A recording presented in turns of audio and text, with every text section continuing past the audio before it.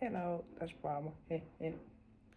Juu, hitto oikeesti tuntuu, että ei mut jätetään aina yksin. Sillä mä tiedän.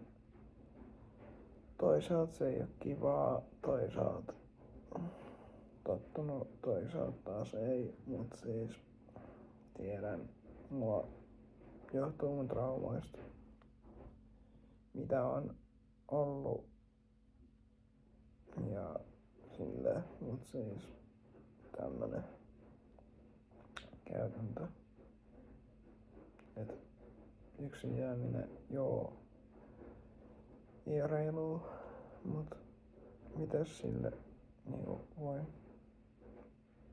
Tiedän, et ikävää, mutta no can do. Tää on.